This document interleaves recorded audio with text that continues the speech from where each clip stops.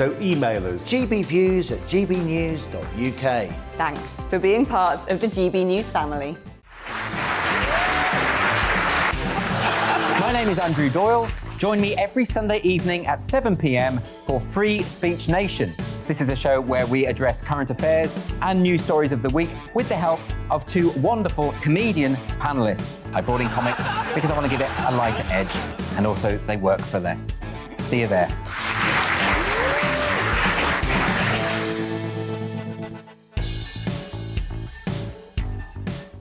Join my show Farage, 7 p.m. till 8 p.m. Monday through Thursday, and there you will get opinion, analysis, debate, and I'll cover stories that nobody else dares to touch.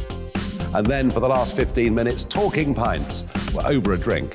We have a civilised conversation with someone. We very often disagree, but we do it in a grown-up way. Come and join me on Farage.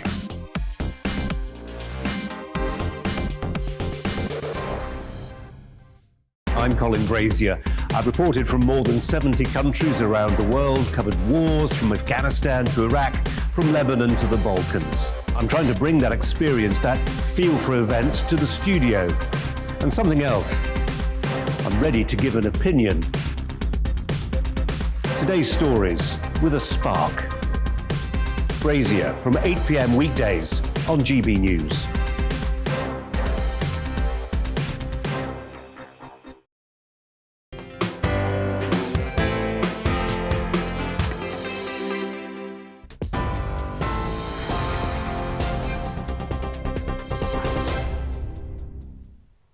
Hello, I'm Polly Middlehurst and this is your news at 9 o'clock. The UK has reported a record 183,000 new cases of COVID-19. Doctors have also been advising the Prime Minister that 90% of people being treated in intensive care have not received their booster vaccine. Boris Johnson's therefore urging people to get the jab so they can enjoy New Year celebrations. 800,000 boosters were recorded across the UK during the 5-day Christmas period. Meanwhile, pharmacists are reporting a problem with shortages of lateral flow tests, saying there were requests every 5 minutes over Christmas. The Association of Independent Multiple Pharmacies is warning of patchy supplies following a change in self-isolation rules from 10 to 7 days if someone tests negative. The UK Health Security Agency says almost 8 million test kits will be made available to pharmacies by New Year's Eve. And in Scotland, Nicola Sturgeon says she won't introduce further coronavirus restrictions because hospital cases have remained broadly stable. The First Minister says she expects a steep increase in cases over the coming weeks. Scots are also being urged not to travel to England for New Year's Eve, where clubs are still open. And it's also why over Hogmanay and New Year's Day and for at least the first week of January, we are advising everyone to stay at home more than normal, to reduce contacts with people outside our own households and to limit the size of any indoor social gatherings that do take place so that they don't include people from any more than 3 households. That's Scotland. Well, in France, 2 people are testing positive for COVID every single second. That's according to the country's health minister, Olivier Véran, who also said France had reported a record daily high of 208,000 new cases. That's up from 180,000 on Tuesday. Meanwhile, the World Health Organization's Director General says he's becoming increasingly concerned by the uptick in global cases.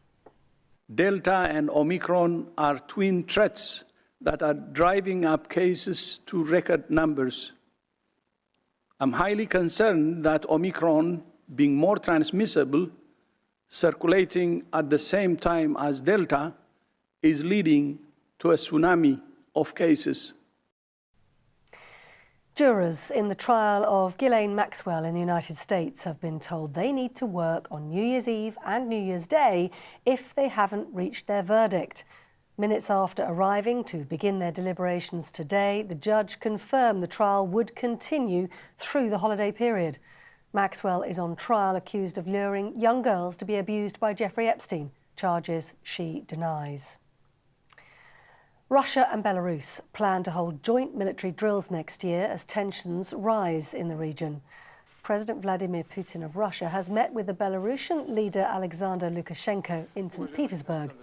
Ukraine says Russia may be preparing for an invasion, something Moscow has denied. The Russians are demanding instead that NATO promises not to admit Ukraine as a member, a country which borders both Russia and Belarus. You're up to date. I'm back in an hour. See you then.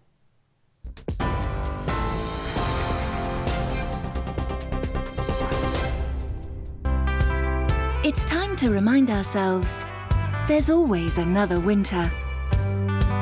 Canary Islands sponsors the weather.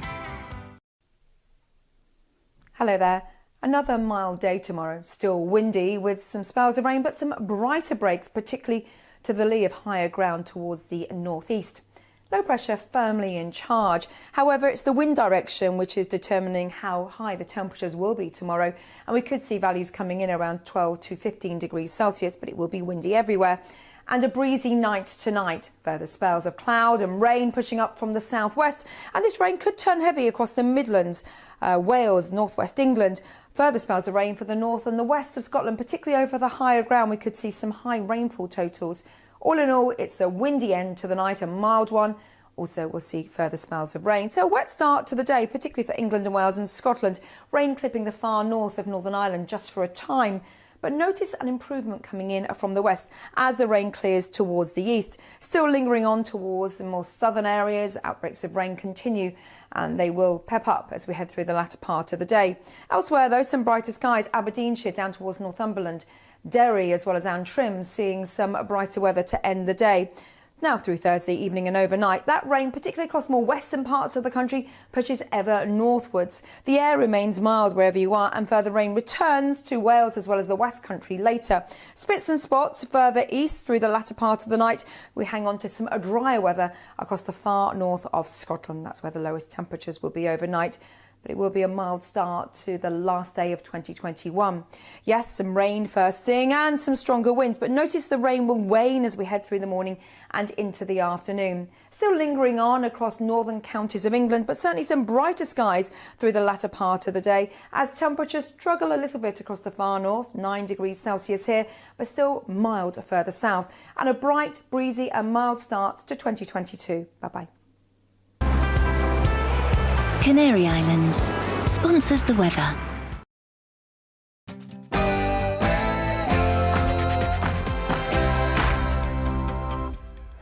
Hello, this is a special episode of Free Speech Nation coming to you from the Battle of Ideas Festival in Westminster.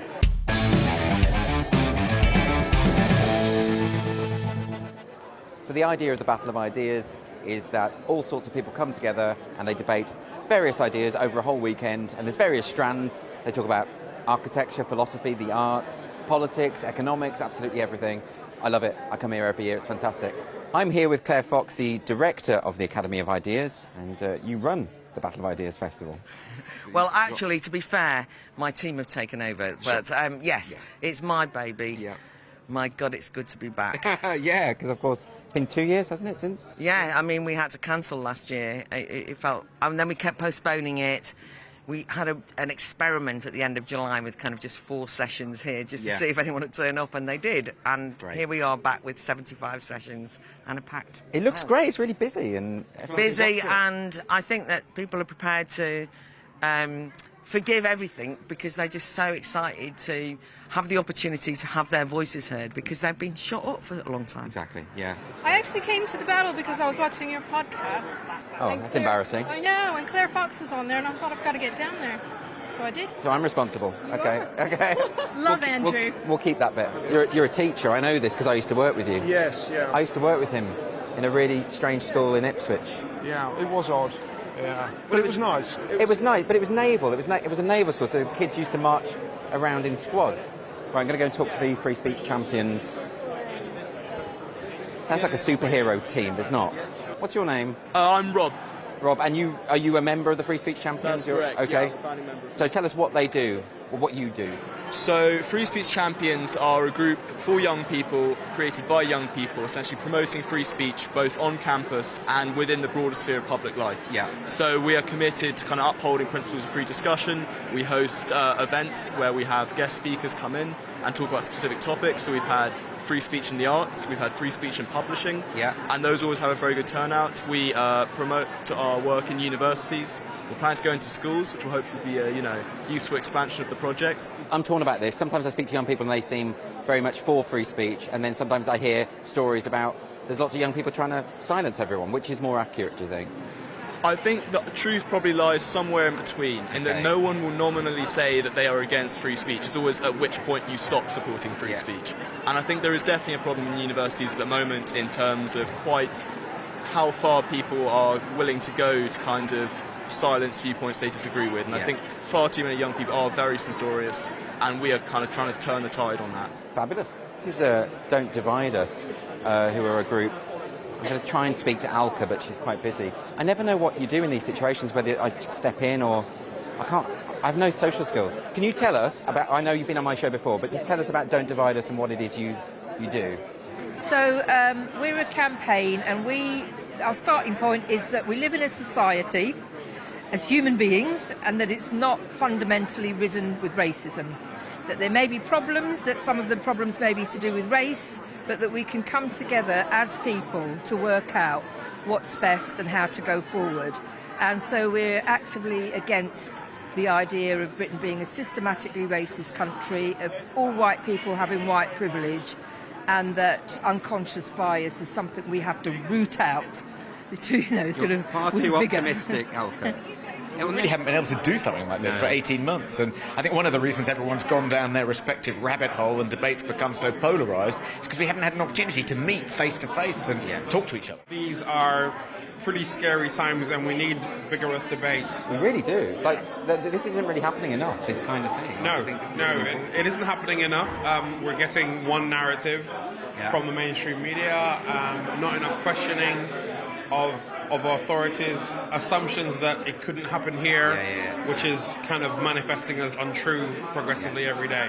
What did you just say? I really enjoy your podcast. You see, people actually like it, right? So I'm not just making it up. Sorry, what's your name? Marwan Riash. I have a podcast of my own, but I don't think I can plug that. Why not? Go on. Well, it's the Word on Parliament Street podcast, at King Riash, Kingrriach.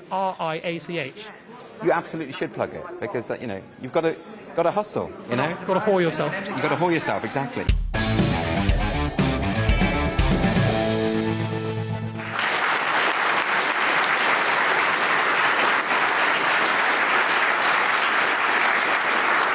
Thank you very much. Welcome to this special episode of Free Speech Nation, which is being filmed at the Battle of Ideas Festival in Westminster. So the great thing about Free Speech Nation is that on this show, we would like to really tackle the most important and serious issues of the day: politics, economic inequality, the prospect of a new Cold War, and this story, which broke this week in The Telegraph: is your garden racist? Very important. We need to look at this. Now, Transport for London have apparently issued a pamphlet to guide people through the green spaces of South London, and they've identified a number of problematic plants. Wisteria. Wisteria is potentially a racist plant because it has colonial roots. Apparently it was imported here by a member of the East India Company. That's why that's racist now. This is my favourite. Myattsfield Park is racist. And this is because it was named after Joseph Myatt, who was a producer of rhubarb. Now, rhubarb itself isn't racist, right? Okay? But rhubarb is a very prominent ingredient in puddings, as is sugar. And sugar is tied to the slave trade, therefore rhubarb is racist adjacent or something like that. I mean, that's what they're saying. And the thing is, you can do this with any plant. I mean, if you take daffodils, for instance, if you think of daffodils, everyone will think of William Wordsworth.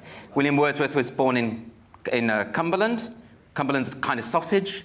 The country that's most associated with sausages is Germany. And Germany is the home of the Third Reich, isn't it? So I think, effectively, if you've got daffodils in your garden, you may as well be draping a swastika over your gazebo at that point. So I'd just like to add, for my own benefit, that I think chrysanthemums are transphobic, and I think henceforth will be known as chrysanthebirthing people. So I am delighted today to welcome my two fabulous guests, the comedians Lewis Schaefer and Nick Dixon, everyone.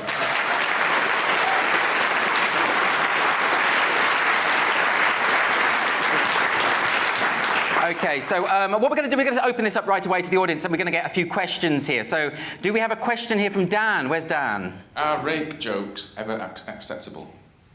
So a nice light start to the evening. Are rape jokes ever acceptable? I mean, I think you're presumably talking about this week, of course, we've seen Dave Chappelle get an awful lot of trouble for his new Netflix special. There have been calls to have the show removed from Netflix from various activists. People have called him, as usual, transphobic and homophobic and all the usual accusations. What do we think? Lewis, do you think Dave Chappelle should be pulled? Do you think rape jokes or dark jokes are ever acceptable or should be curtailed in some way? Well, I think you can make rape jokes in the carnivore community. Among vegans and vegetarians, I think rape jokes, people are very sensitive about. I can't even work out the connection there. Are you just saying vegans are sensitive? No, I'm just saying that rape is a plant. And OK, all right. Far too.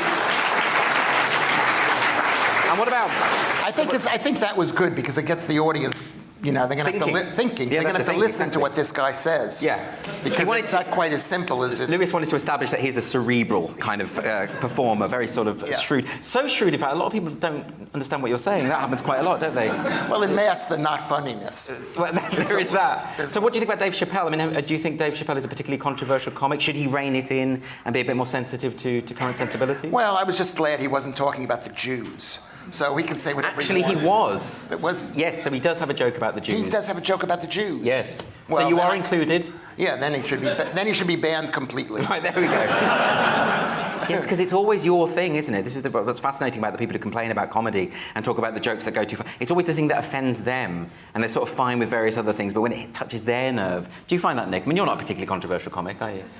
Thanks, mate. No, I try and... well, what can I really say as a straight white man? I've got nothing, right? So I try and be very... I talk about dating and stuff, very simple. But Chappelle, you know, he's controversial, but this idea that we need to comment on comedy and say what's acceptable. If the audience laughs, it's acceptable and funny. If they don't, it's not. That's a great system. Old-fashioned and reactionary of you. That's unbelievable. That's all you need. We don't need this extra sort of commentary about whether it's allowed. The thing about this Chappelle thing, the person had a big problem with it. They kept saying...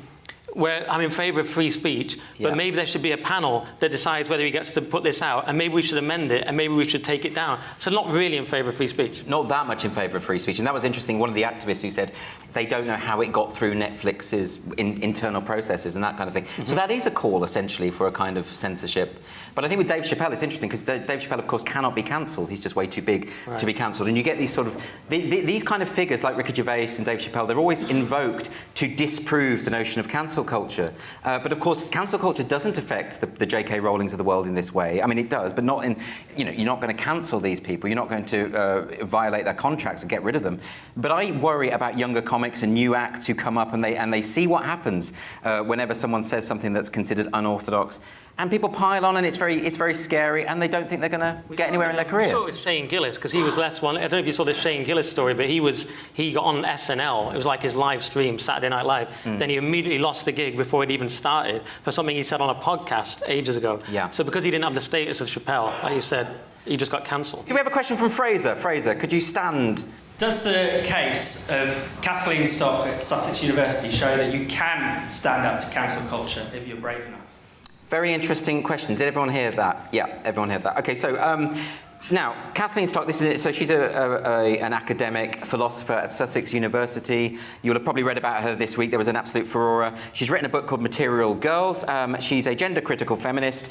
She believes that the rights of women is intricately tied up with the acknowledgement of the biological reality of a sexually dimorphic species. And the protest... Now, of course, I'm for protest, peaceful protest, whatever. But the protests among students at Sussex University have tipped over into harassment. There've been people dressed up in sort of faux paramilitary outfits, setting off flares, putting up posters everywhere else demanding that the university fire Kathleen Stock. Very threatening, very intimidating. The police have now got involved. Kathleen Stock was supposed to appear today at the Battle of Ideas and had to pull out because of the intensity of the threats. So it's a very unpleasant story, and it does. And your question specifically is, does it show that if you stand up to them they can be defeated. I will say the Vice-Chancellor of Sussex University have put out a very strong statement saying that this is absolutely not going to be tolerated. We believe in academic freedom at the university, and we're not going to have people demand that academics shut up. And I think he should be congratulated for that, because I think so many institutions, they just capitulate immediately, don't they? And that actually, I think, is very heartening. Nick, do you have any thoughts on this particular story? Yeah, I do. Well, I read this. There was this thing going around the campus attacking, it wasn't there? And immediately they said on this wretched island, which already made me suspicious, because you were talking about Britain. They called it a colonial S-hole. It's like you're at Sussex University. You're having one of the easiest lives in history. Let's face it, right?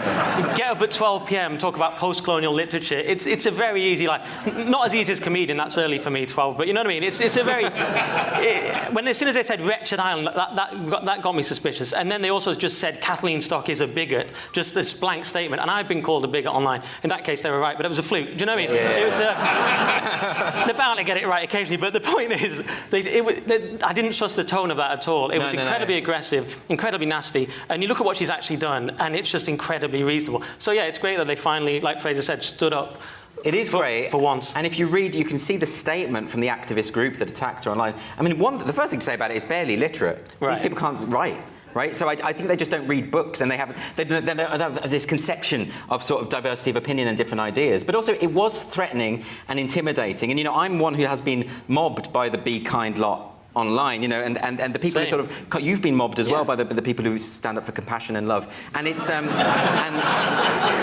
it's weird. Like, the most compassionate in society can be really vicious. They show up in masks and try and get people cancelled in a very loving way. Yeah, I don't Mother Teresa never did that, did she? No. And there's a weird entitlement and anger about it all, wasn't there? You're at Sussex University, you know what I mean? It's pretty plush. Right, you're paying 10 grand a year. That was a big part, wasn't there? Like, we're paying 10 grand a year, so we expect to just hear things we like told back to us. Exactly. A quick question, if we can, from Daniel.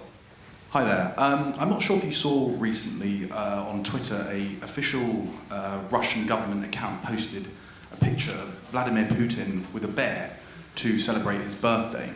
I'm not just wondering what you all thought of the of the cult of personality in politics. Yeah, this is the tweet that came out from the Russian government celebrating Vladimir Putin's birthday and talking about what a legend he is, what a myth, how he inspires everyone, including artists. This is the image, by the way. Okay, what do you think of that? I mean, that's pretty sort of extreme propaganda. It's quite obvious what's going on there. The idea that he's strolling with this bear, all manly-like. Because he's got a lot of photos of Putin with his top off on horses and wrestling with Yes, I've downloaded them all. It was... just a fan of Russian culture, but it was it was a picture of him with a massive bear. It was like the worst and best thing I've ever seen in my life at the same time. It looked like a misjudged buddy movie. Do you know what I mean? It's like, he's a terrifying dictator. He's a badly photoshopped bear. And the thing is, the bear came from America anyway. He was photoshopped in from and then a museum in America said, "Hang on, that's our American bear." That's our bear. So it was a total backfire. The problem is, if you're Putin, who's going to say no to you? Do you know what I mean? If you're like, "Oh, should we do this thing with the bear?" Everyone's going to be like, "Yes, great idea, Mr. Putin." You know what I mean? That's the problem. So no one said to him, maybe don't put out that ridiculous bear thing. No, it suggests a lack of self-awareness, doesn't it? But did you see the bear picture, Liz? Well, he was holding the bear's hand. That was the creepiest part. I mean, it wasn't like he was riding. You could see him riding the bear. Oh, that would be quite majestic. Yeah, it would be like, he's Putin, he's riding a bear. But he's actually holding or killing the bear. To the, it was, you're right, it's extremely gay. Because that's the head. You do realise, right, Lewis, you do realise in the gay community, bears, that's a metaphor, right? Yeah. Like, gay men aren't actually into bears. Don't you think I know this? I don't know how much you know, Lewis. Okay, let's do one quick more question if we can. Am I a bear? Are you No. I don't have time to explain this now, Lewis, but to be a bear, you need to be a large, hairy, gay man with a massive beard. Brian Blessed, but camp. All right, you're not a bear. You're more an otter. Okay. It's a real thing, by the way, on the gay scene. Okay, one more question a question from Rich. Rich. Should David Walliams be cancelled, given his recent book that's been published depicting the Chinese calendar? Yes, and I think, so this is a book by David Walliams, which it was a collection of short stories, and one of the stories was about a Chinese boy. And it's been accused of perpetuating racial stereotypes. Did you have any thoughts on this? Do you know his work? How can you always start with him? Because he's going to say something sensible, and you're just going to derail the thing from the outset. I want to give the show a chance. first off, it's not like David Walliams to use crude stereotypes. Can we just...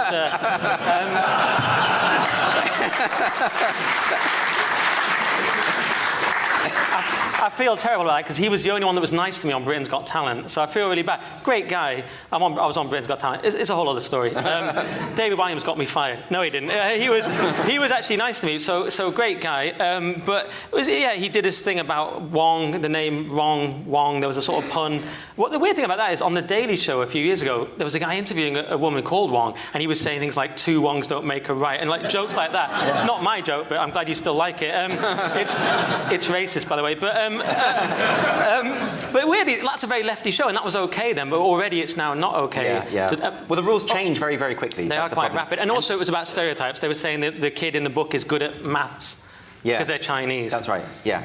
And that's terrible. But I mean, you know, David Walliams would know in particular because, of course, some of his old shows, they aged incredibly quickly, didn't they? And got him in an awful lot of trouble. They aged in minutes, some of them. Minutes, yeah, exactly. But yeah, they were already outdated when they came on. But yeah, I don't know. Look, I don't know. Should it be banned? I don't even care anymore. I've got no idea. It doesn't matter. What do you think, Lewis? Do you think it should be banned? I think it should be banned because it makes everybody else feel bad because the Chinese kid is good at maths and we're not. And our kids are not. And that's like an insult. It's an insult. Your kid's good at math. Your kid's a high achiever. That's considered to be an insult. What kind of world do we live in when that's considered to be like I'm a Jew. If someone says to me, "Oh, you look like you got a lot of money," I'm not going to be offended by that. You know what I mean? Am I going to be? And the thing is, the kid's wearing glasses, right? And this is the thing that. The reason why he's wearing glasses is he's got to remember 5,000, 50,000, I don't know how many of those Chinesey letters that they have. Right? You've clearly done your research here. No. Whatever it is, he spends all day. This is why Chinese people need glasses. And because their alphabet are too. No, because they spend their life right here. Of course they can't see in the distance. They're not hunting for deer. They're right here. And it's the same. No, you don't need I'm going to put us up to this in a minute. No.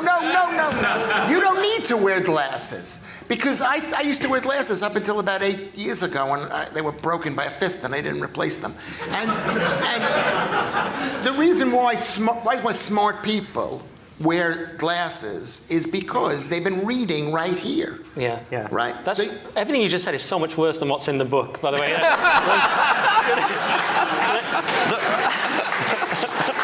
He just said those Chinesey letters. You know what I mean? Like that's obviously bad. But they could be Japanesey letters. Right. Getting slightly nervous now, so I think it is a good time for a break. So join us after the break on Free Speech Nation. Thank you.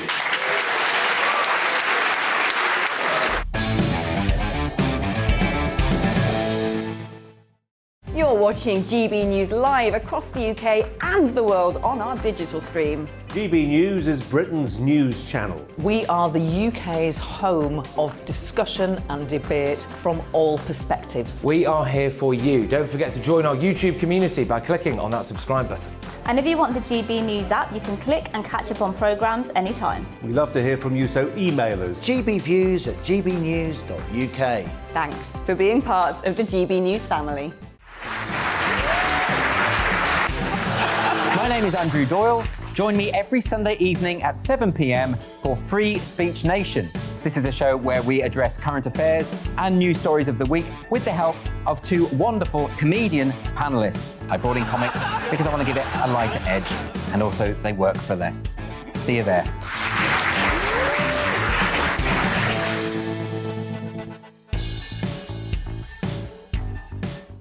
Join my show Farage, 7 p.m. till 8 p.m. Monday through Thursday. And there you will get opinion, analysis, debate, and I'll cover stories that nobody else dares to touch. And then for the last 15 minutes, talking pints. We're over a drink. We have a civilized conversation with someone. We very often disagree, but we do it in a grown-up way. Come and join me on Farage.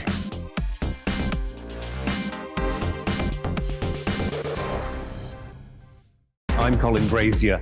I've reported from more than 70 countries around the world, covered wars from Afghanistan to Iraq, from Lebanon to the Balkans. I'm trying to bring that experience, that feel for events, to the studio. And something else. I'm ready to give an opinion. Today's stories with a spark. Brazier from 8 p.m. weekdays on GB News. Join us for the Political Correction. We're here every Sunday to correct politics and put you, the people, back in charge. We talk about all areas of the United Kingdom, including Northern Ireland. Our debate goes way beyond the Westminster Village. It's about the real country. It's about your opinion. So please, we want you to tell us what you think. This is the Political Correction. Every Sunday morning from 10 a.m. here on GB News.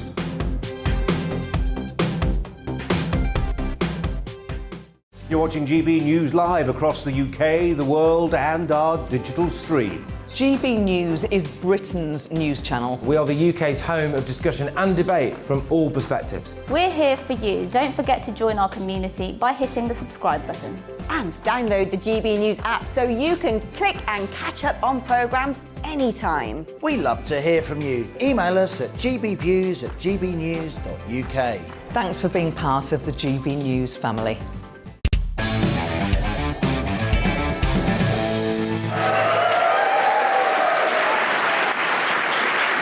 Welcome back to Free Speech Nation with me, Andrew Doyle, here at the Battle of Ideas Festival in Westminster. I'm absolutely thrilled to welcome my guests for this section of the show. I've got Eric Kaufmann, Professor of Politics at Birkbeck College, University of London. I also have Dennis Hayes, who's Professor of Education at the University of Derby. Thank you both. Welcome.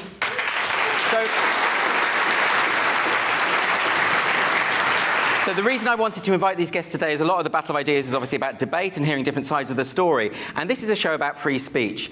Now, recently there have been some overtures made by the government insofar as they want to introduce legislation to tackle the problem of the threat to free speech on university campuses. There's a couple of questions going on here.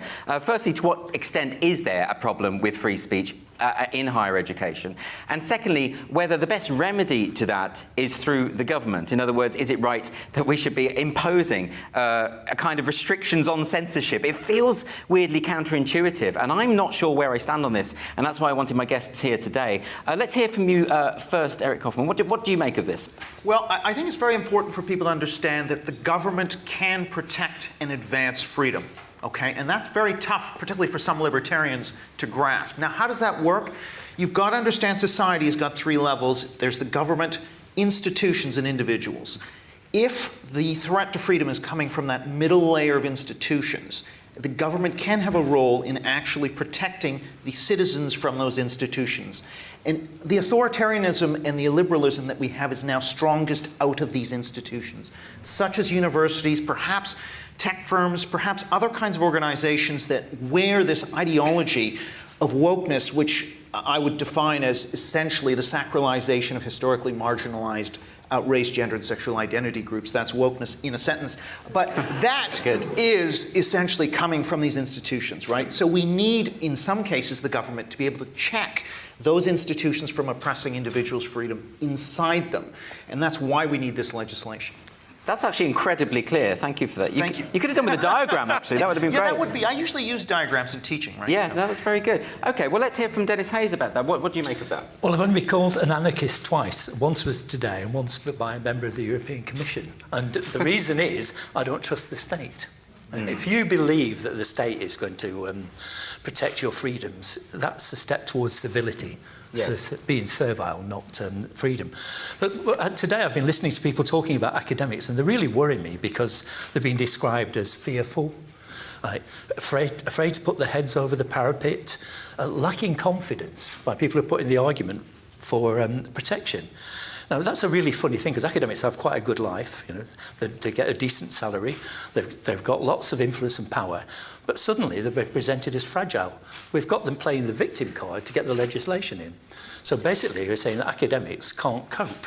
But there has been research, hasn't there? I mean, the Policy Exchange put some research out on this that does show that a significant proportion of academics have a particular political bent, are afraid to express their opinions on, for instance, Brexit and that kind of thing, because they fear that that will affect their promotional prospects and things. I mean, that's very real, isn't it? That's really happening. Well, that's part of the issue, is that they don't express those views, but that's to do with a different climate in universities. I don't think it's the particular political issues that are behind it. We live in what I would call a therapy culture. Yes. So people are frightened of giving emotional offence to anybody else, and that's the climate that's created wokeism in the way, because if you present yourself as a victim and you say that I've been offended, it makes you incredibly strong because you can't be challenged. Yes. And if you challenge them, then you're an oppressor. So that's the dynamic that goes on. So they've gathered confidence, and now they've got the moral high ground. But it's based fundamentally on this: never offend, never upset anybody. So do you think? Are you making the claim, therefore, that the academics who claim that they are being silenced are in a way playing the victim for the purposes of power? Because that's from that woke playbook, isn't it? Well, I think they can do that. I mean, that's the way you get power. You play the victim card, and you will always get an attention. Do you think, Eric Hoffman, that Dennis has got a point that that in a sense the academics are at fault for just not being open and honest about what they think, and they shouldn't be unfair? Well, I mean, yes, we can have this idealist picture of the virtuous academic, what they should be, but I think we're dealing with a collective action problem, and we have to deal with people as they are. And I just don't think if we wait for the day when all academics somehow discover their inner courage and rise up, I just don't think that's going to happen anytime soon. And in fact, this is a really important point. This problem is going to get worse. It's not going to get better. And one of the reasons is because it's very generational. If you take academics under the age of 35 and over the age of 50, the academics under 35 are twice as censorious, twice as likely to back cancel campaigns as those over 50. Not because they're academics. It's the same pattern outside academia. So we have a generation that's entering the profession and all organizations that is much more intolerant. Just to give you a statistic, by the way, from the FIRE, the Foundation of Individual Rights in Education, did a survey of 37,000, I think, students that found 7 in 10 of them believe that if a professor says something that offends the student, that professor should be reported to the university. Okay. This is the generation that's coming in. The problem is going to get worse. Don't believe it's going to be a blip. I mean, that is significant as well. And within that research, there was also quite a shocking statistic about, I think it was 23% of students who, under certain circumstances, would accept as moral the idea of using physical violence against a speaker who is expressing problematic views. Do you think, so Dennis Hayes, let me put that to you, do you accept that there is a problem within the culture of higher education that will potentially lead to the silencing of academic discourse? Do you accept that that's true? Well, I run the banned list of academics, so for years we've been tracking this. For at least 16 years I've been monitoring all these cases. Yeah, so you know it's real. I know it's real, but Eric and I were talking about this before, and there's been a sort of a change in young people's attitudes. So people are setting up free speech groups, liberate the debate, we're here. And so there is something different, despite all those stats. And I think, I used to be really depressed about this. I think, my God, we will be doomed in the future. But young people are proving me wrong, and I think that is really healthy. But I'll just say one thing. The depressing thing for me is what this new legislation will do. Because I've been involved in many, many cases, and if you think it's great fun being involved in a complaints procedure and then going to court, months and months in complaints procedure. So what will happen when this legislation comes in and we have the Director of Free Speech and Academic Freedom overseeing a complaints procedure is that the debate will go, and it will go into a legalistic, quasi-legalistic complaints procedure. And the lawyers love it, They'll all love it and all support it, because that's how they make their living. And they think that will be a resolution, but it won't, because it will take it away. Because the universities already have confidentiality clauses. So a lot of the cases we take up, and the Free Speech Union, we being Academics for Academic Freedom, we can't make them public, because making a case public, if somebody's being disciplined for what they've said, is another disciplinary charge. Right. Can you come back on this, Eric? Because I suspect you want to. Yeah. I mean, I just think you have to think back. I mean, if we consider the time in 1960, University of Mississippi, they didn't allow black students in. The federal government essentially desegregated the universities. I don't think there are many people who would say that was a bad idea, right? We could have allowed those black students and people within the university to eventually come up with their own self-generated solution. But I think in some cases, it is definitely the case the government has a role, really. But that's a very specific instance. I mean, right. Isn't Dennis right to say that we should mistrust the state, ultimately? I don't think so. I'm obviously the state can overreach, but the one thing about elected government is they are scrutinized by the media. This is a much more transparent entity than organizations and universities that make decisions behind closed doors that are not subject to scrutiny. So let's, by all means, if people want to vote and see that these institutions are persecuting people for their views and they accept that, great. That's out in the democratic debate.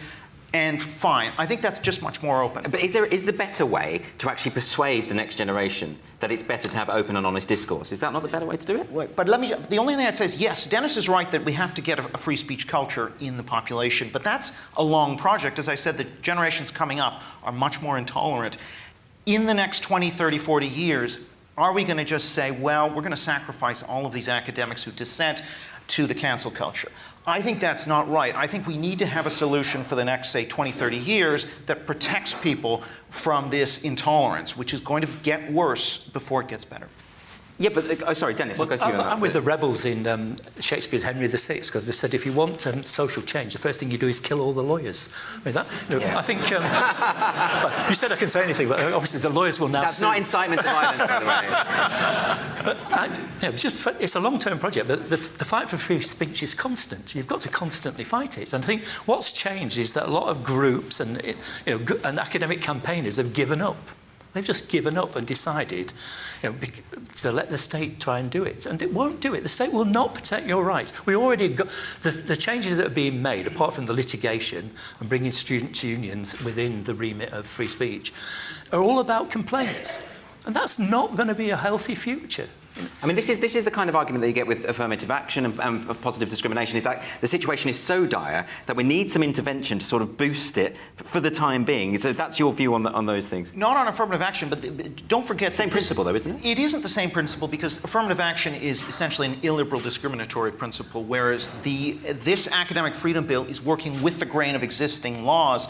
Universities are essentially perverting the law in order to implement their interpretation of the law, which privileges certain forms of equality over free speech. All the government is going to do is proactively ensure that they are obeying the law and not violating the law, and they have to do this proactively. It's not enough to wait to sue. Okay, but don't you take the point that, I mean, as Dennis has been pointing out, that actually there are all these groups popping up. I've been speaking to some today. Free Speech Champions is a group of young people who are trying to fight back against this culture, and they said to me, as the people I was talking to, that actually it's a minority of students and young people, and actually we have more reason, I suppose, to be optimistic than you imply.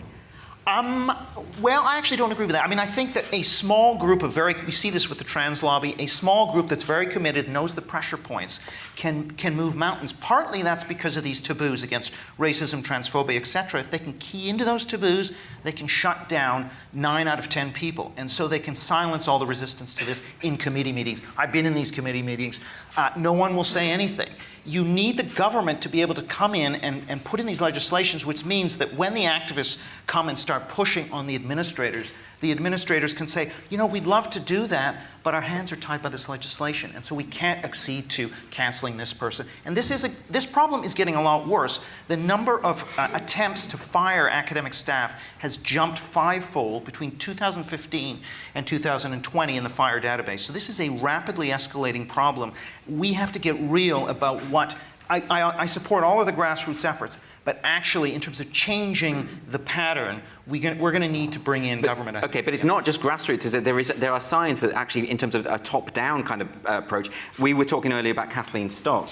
The university, the Vice-Chancellor did stand up and say, no, we are absolutely not tolerant. Isn't that not a sign that we are moving in the right direction, Dennis? Yeah, but Liberate the Debate pointed out that Vice-Chancellor didn't defend their right to have speakers about 3 years ago. So it's... Is that right? Yeah, that's absolutely right. And I think we do get a lot of support from some Vice-Chancellors, but one of the things that universities are good at is bypassing legislation. You know, they can get around everything by committees. So the idea...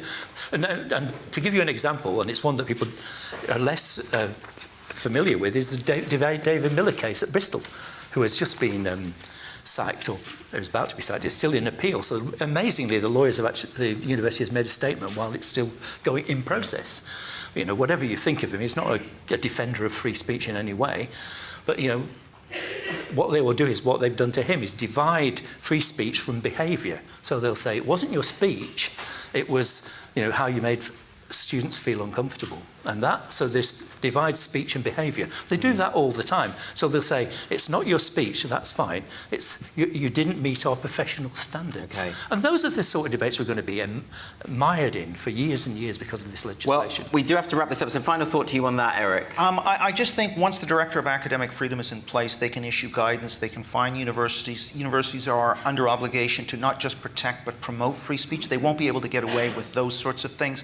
This is absolutely vital for the health of free inquiry and rational debate. Right now, the universities are being perverted away from their truth-seeking mission. I think this is absolutely vital legislation. It's really fascinating because, of course, you're both after the same endpoint. It's just you believe there's different ways to reach it. But fantastic talk to you both. Thank you very much to Eric Kaufman and Dennis Hayes.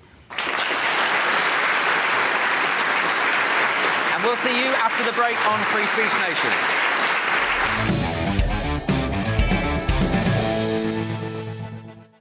You're watching GB News live across the UK and the world on our digital stream. GB News is Britain's news channel. We are the UK's home of discussion and debate from all perspectives. We are here for you. Don't forget to join our YouTube community by clicking on that subscribe button. And if you want the GB News app, you can click and catch up on programmes anytime. We love to hear from you, so email us. gbviews@gbnews.uk. Thanks for being part of the GB News family. My name is Andrew Doyle. Join me every Sunday evening at 7 p.m. for Free Speech Nation. This is a show where we address current affairs and news stories of the week with the help of two wonderful comedian panellists. I brought in comics because I want to give it a lighter edge, and also they work for less. See you there.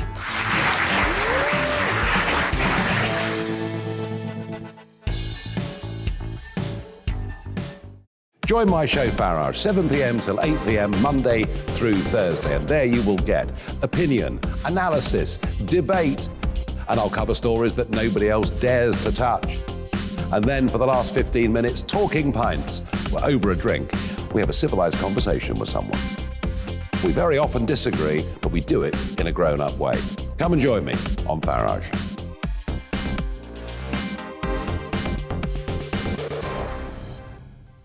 I'm Colin Brazier. I've reported from more than 70 countries around the world, covered wars from Afghanistan to Iraq, from Lebanon to the Balkans. I'm trying to bring that experience, that feel for events, to the studio. And something else. I'm ready to give an opinion. Today's stories with a spark. Brazier from 8 p.m. weekdays on GB News.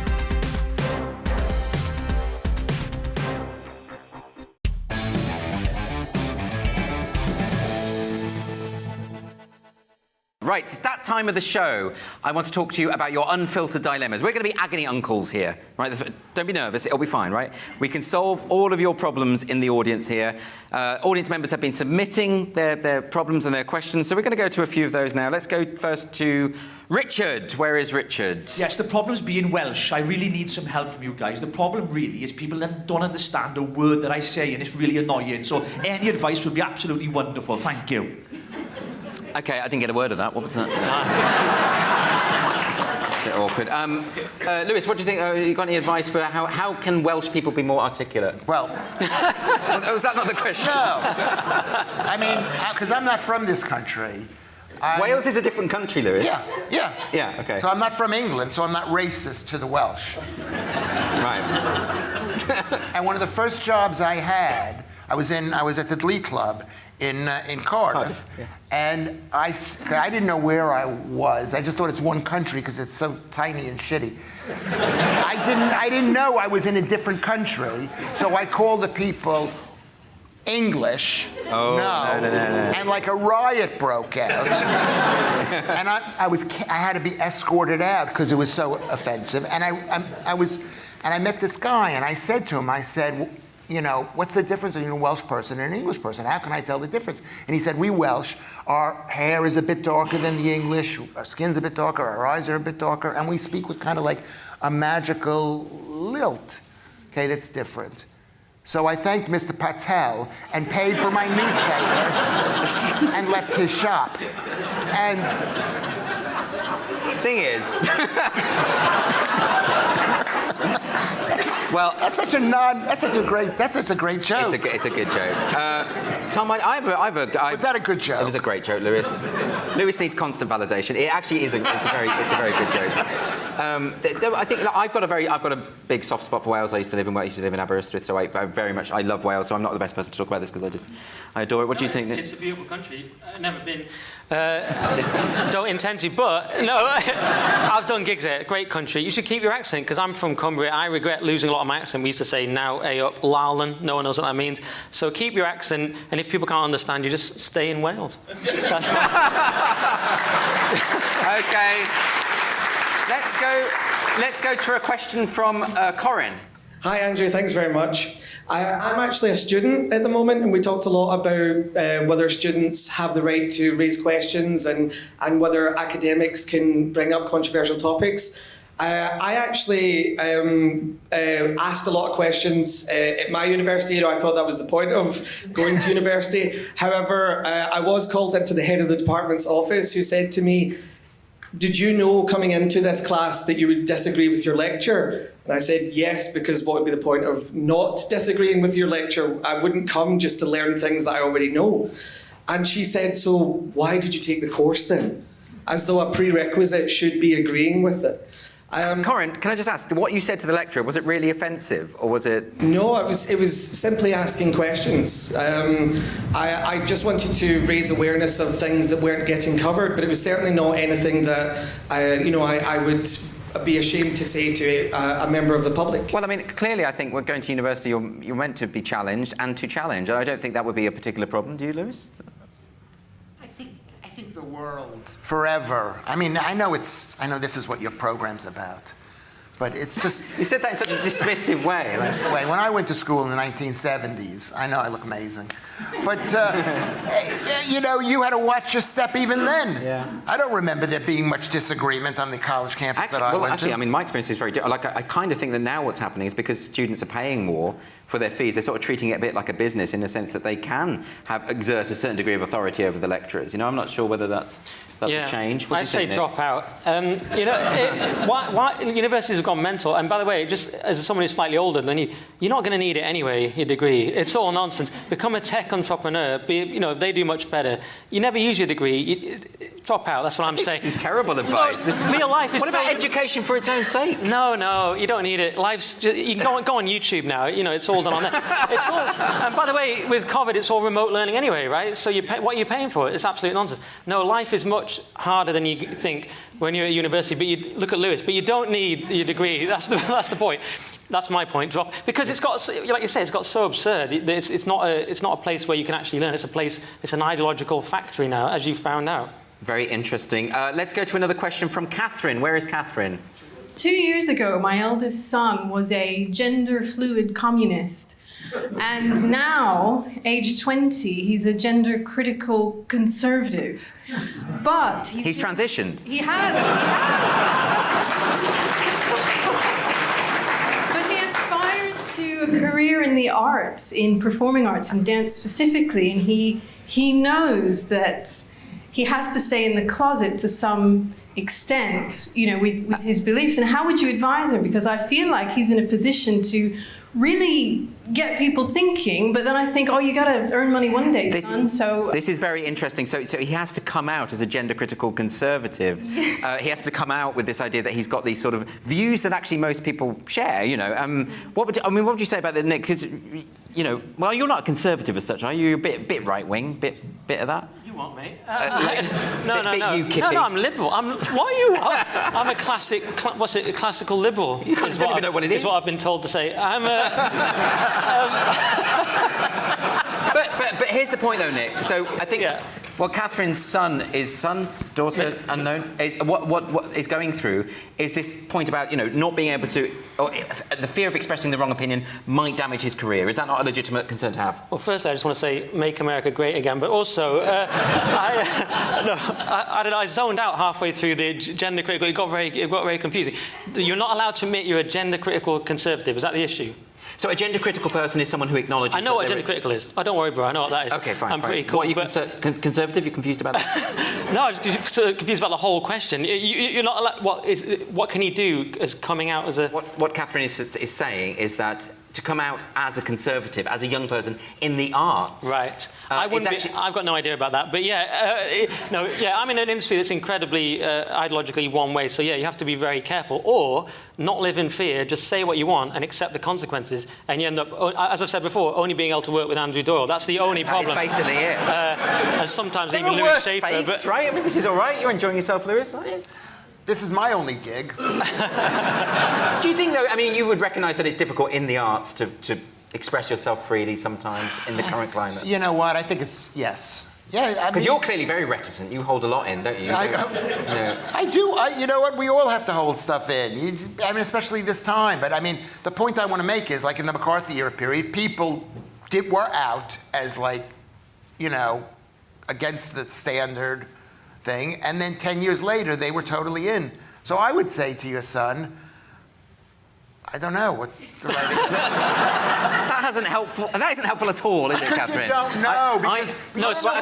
Speak your mind, that's the answer. Look, Speak your mind. Useless. I think, Catherine, that honestly... That's the answer. No, the answer, I think, is just... Yeah, actually, Nick is right. Just say what you think. Like, I think that if more people just got together and said openly what they actually felt, then the rest of us might be a little less fearful of doing so. And I think there's something to be said for honesty, surely. Yes, yes, but that doesn't mean that I'm going to speak up. No.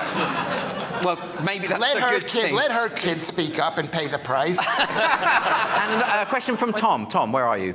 Okay, so my name's Tom. Now, I go to secondary school. I'm in sixth form at the minute. I'm in year 13. Now, obviously, with head boy, head girl at secondary schools. So I have a friend of mine who has made jokes in the past about, sexist jokes, a bit, off the cuff. Maybe similar to, what happened tonight. So, and he, as a result of that, was told to resign as head boy. Now, I want to know your thoughts about, obviously... So a joke he told a long time ago, and the school has now said, you need to resign as head boy. So he's been pressured by a group of people at my school. Yeah. Who have then tried to pressure him out of, being head boy, obviously prestigious role, obviously going to university next year, and how would you feel if you were, and how would you respond to that if you were told to resign? It's quite difficult, isn't it? Because I think with the role of head boy, insofar as that you're representing the school, aren't you? And imagine he's very young, so this is probably quite recent, the things that he said. So I think it's slightly different, isn't it? Or am I wrong about that, Nick? Well, it's horrible. I mean, it's a terrible thing to happen. As I said to this young man, though, the great thing is it won't matter soon anyway, because he really cares about head boy in a few years. But it's obviously not a pleasant thing to happen right now. It matters to young people, though. Of course, it's horrible. It must be horrible. So he should stand up for himself. I mean, yeah. Well, what can you do? There's actually nothing you can do because school is like a dictatorship, isn't it? So if the head says you can't be head boy, you can't be head boy, and that's it. I feel like it sort of builds up through school and then it goes to university and then it kind of goes. Yeah. But can I just say, he can still say on his CV, I was head boy, and that's still technically true. He was. Yeah. Right? And he doesn't have to do all the dreary stuff like hanging out with the local mayor. Hanging out in the lunch queue, whatever it is. He was head boy for 10 minutes, so what? He was still on the CV. You say I was head boy, fact. Yeah. Were you head boy? I mean, I think he should maybe... resign. No, I was thinking something much, much worse, just to punish the school and make them regret doing it. We got one more. Let's take one more question. One more question from Torrin. I have a crush on my rabbi, and I don't know what to do about it. You have a crush on who? My rabbi. Who's that? This is rabbi. Your rabbi? Yeah. Well, that's terribly awkward. This is a Lewis question. What do you do when you've got a crush on your rabbi? Uncles. Please help me. Is that what you call me?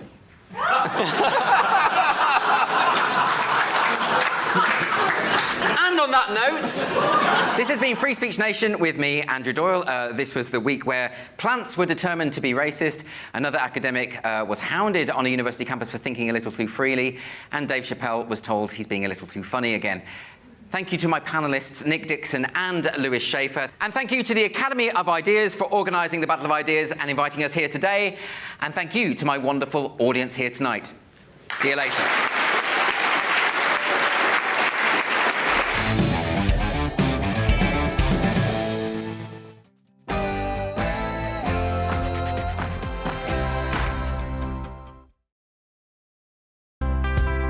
It's time to remind ourselves there's always another winter.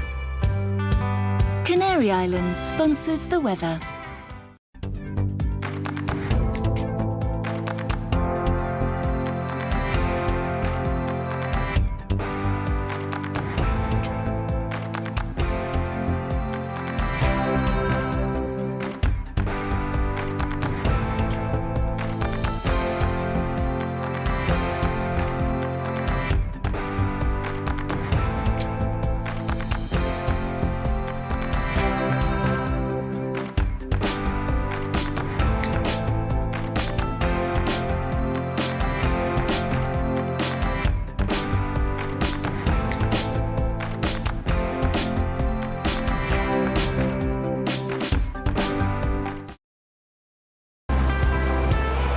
Canary Islands sponsors the weather.